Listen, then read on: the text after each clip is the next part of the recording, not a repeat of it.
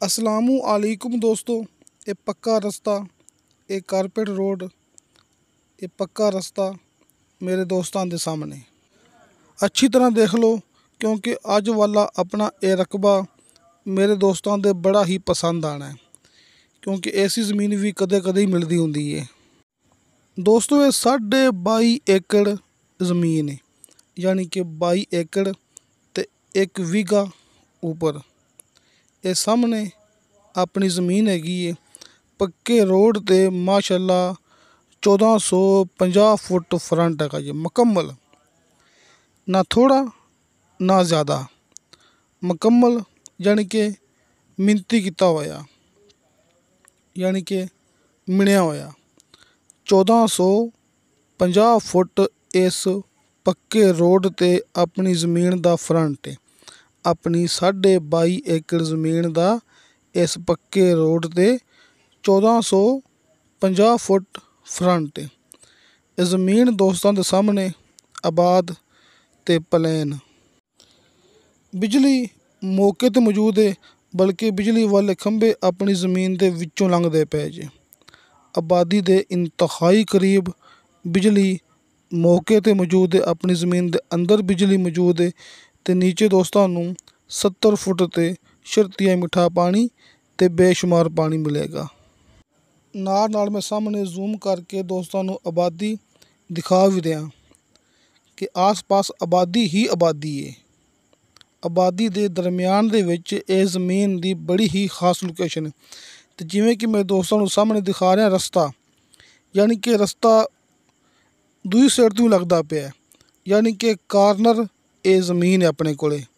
वेखो ये सामने ये पक्का रस्ता है, जिथे आप खड़े हाँ इत्थे भी पक्का रस्ता है। सामने जिथे अपन गड्डियाँ खड़ियाँ ने ना, इत्थे भी पक्का रस्ता है, यानी कि रस्ता गेड़ा खा के घूम के अपनी ज़मीन नाल फिर लगता पे है।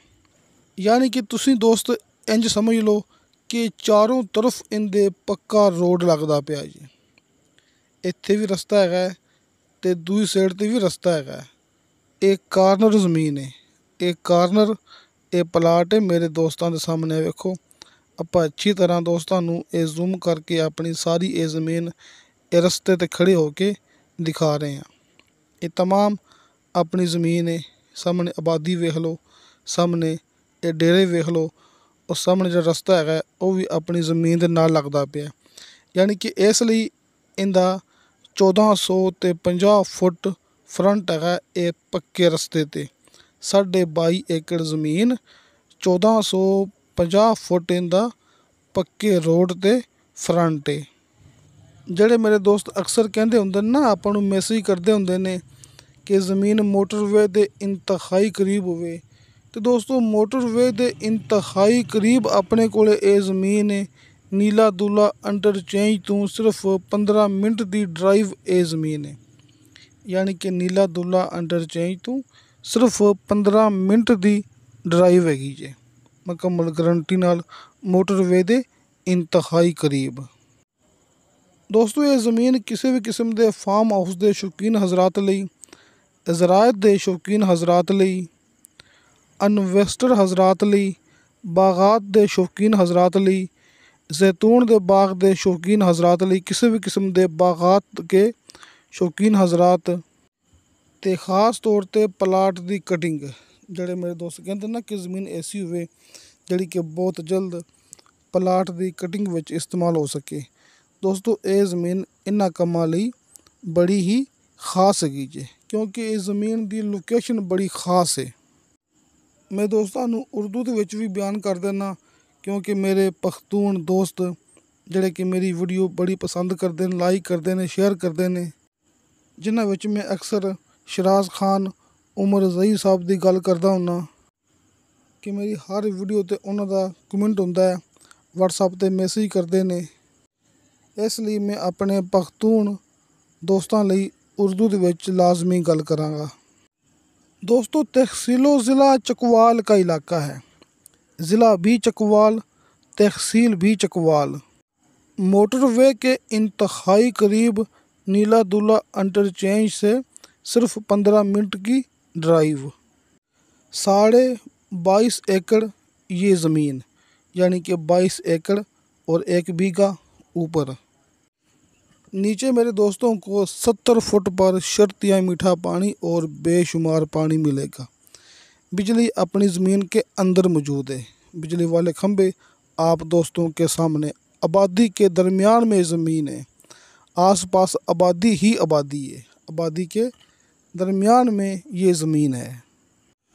हर किस्म की फार्मिंग के शौकीन हजरात, बकरी फार्म, डेयरी फार्म और इसके अलावा ज़राअत बागात के शौकीन हजरात, जो मेरे दोस्त प्लाट की कटिंग यानी कि कॉलोनी वगैरह बनाते हैं, उनके लिए भी बड़ी ख़ास ज़मीन आप दोस्तों के सामने 22.5 एकड़ ये ज़मीन, जैसे कि इस इलाके में गिनती होती है कनाल के हिसाब से, लिहाजा 180 कनाल ये ज़मीन 1450 फुट इस रोड पर इस ज़मीन का फ्रंट।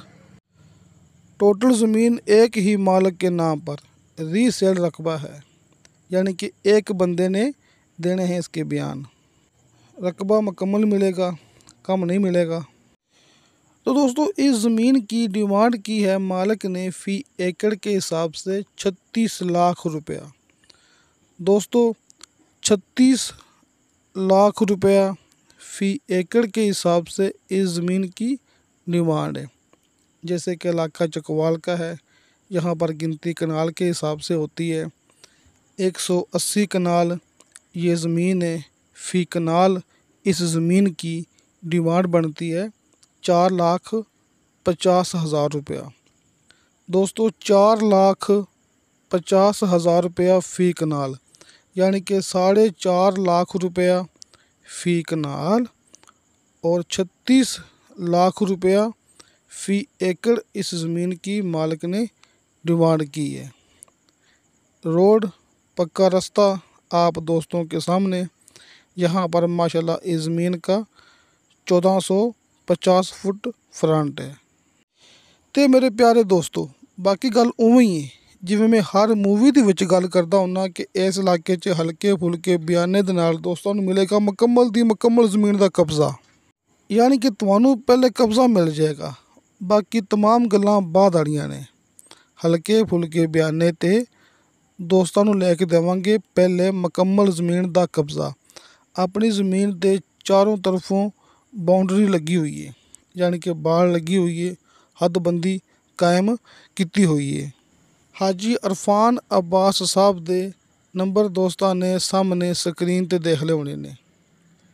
नंबर सामने स्क्रीन ते नज़र आना दोस्तों ये हकीकत दी पहचान हुंदी है। दोस्तां नूं बार बार आपां हर मूवी दे विच गल करदे हुन्ने आ कि दोस्तों फेक वीडियो तो बचो ते हकीकत की तरफ आ जाओ। अल्लाह का शुक्र है अपना काम फेक नहीं हैगा, अपना काम है एक नंबर, जिंदी वड्डी पहचान यही है कि 2 नंबर तुहाडे सामने कॉल एंड व्हाट्सअप नंबर, तुसीं दोस्त जिवें चाहो राबता कर सकदे जी। ते हर मूवी दी डिस्क्रिप्शन दे विच मेरा ज़ाती व्हाट्सअप नंबर लग्या हुंदा है। तुसीं मौके ते आना है, ये ज़मीन पसंद करनी, मालिक दे नाल आमने सामने बैठ के मुलाकात करनी है। ज़मीन दा सौदा हुंदा है मालिक दे नाल बैठ के। एक नंबर काम, क्लीयर ज़मीन, पहले कब्ज़ा, बाकी तमाम गल्लां बाद विच। पहले हल्के फुल्के बयाने ते ज़मीन दा कब्ज़ा लो।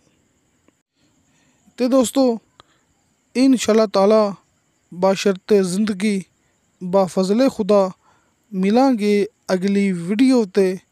अल्लाह हाफिज़।